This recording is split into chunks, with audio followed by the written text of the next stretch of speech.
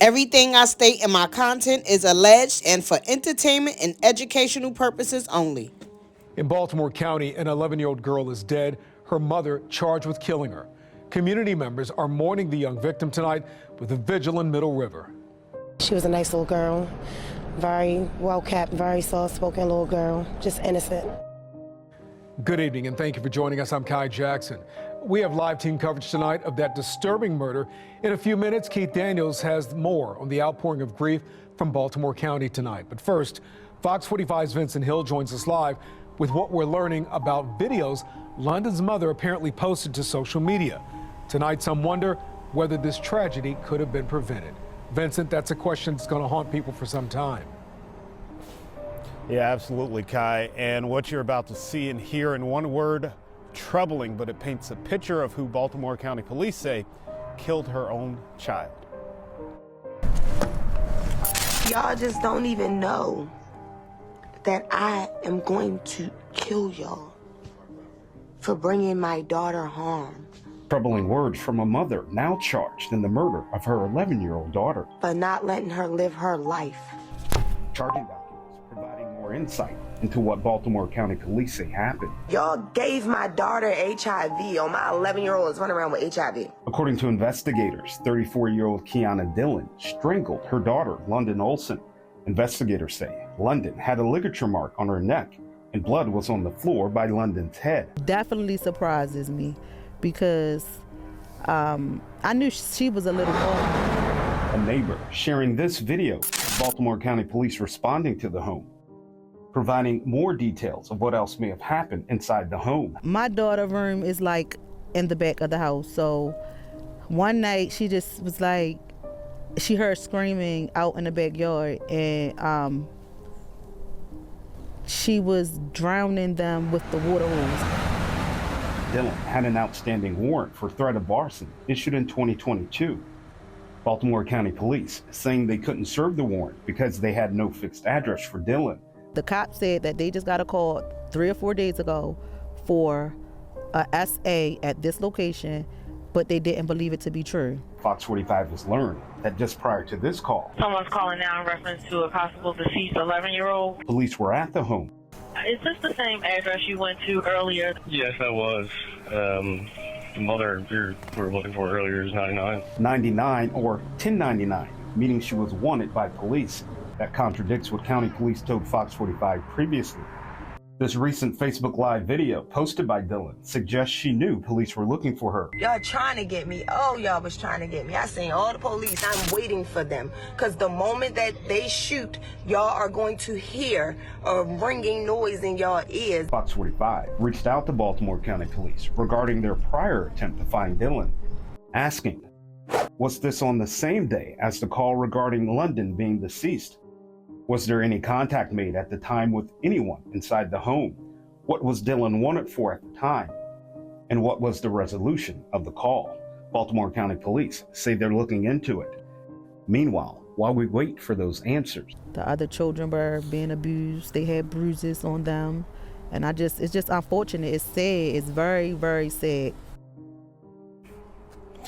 And sad indeed. Dillon was in court today. She was denied bond. She actually wanted to represent herself. The judge denied that motion and ordered her to have a psychological evaluation. For now, we're live in Baltimore. Vincent Hill, Fox 45 News. Vincent, thank you. And as Vincent mentioned, Dillon has an extensive criminal history. When she was 15, Dillon was also convicted of attempted murder. In 2018, she was convicted of second-degree assault.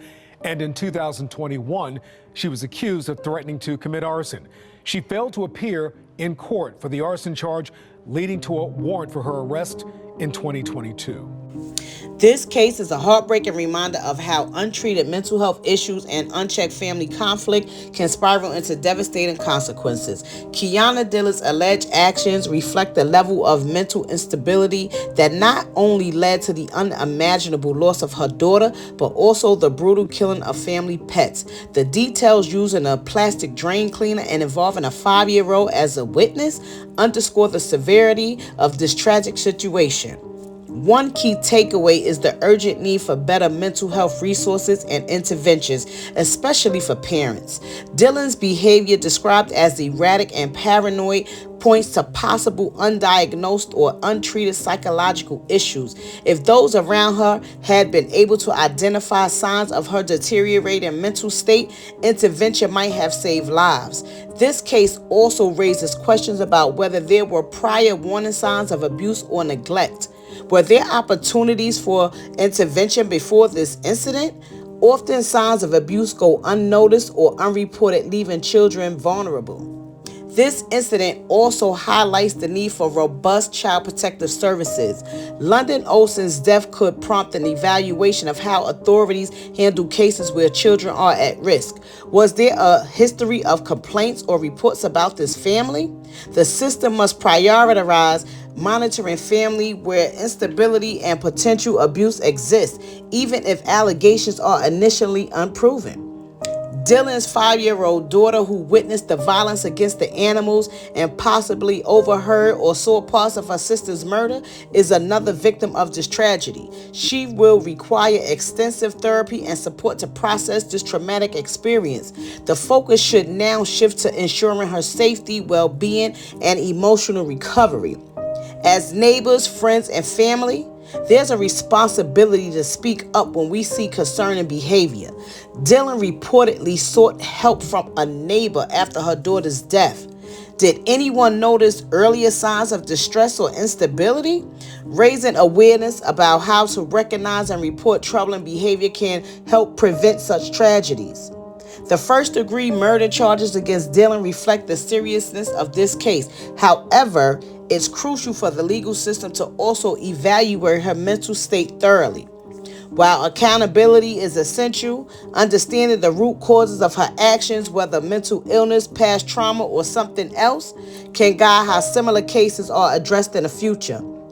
London Olsen's death is an unthinkable loss, and her story deserves to be a catalyst for change. By addressing gaps in mental health care, strengthening child protective services, and empowering communities to intervene when something feels wrong, we can hope to prevent such future tragedies. Above all, this case is a sobering reminder of the vulnerability of children and the collective responsibility to protect them. As always, don't forget to like, share, and subscribe to my channel. Hit that notification bell so you never miss an update on this case and other important stories. Let's stay informed, stay aware, and continue speaking up for those who can. Stay tuned, and let's keep pushing for justice and accountability. Sleep in peace, London Olsen. You will never be forgotten.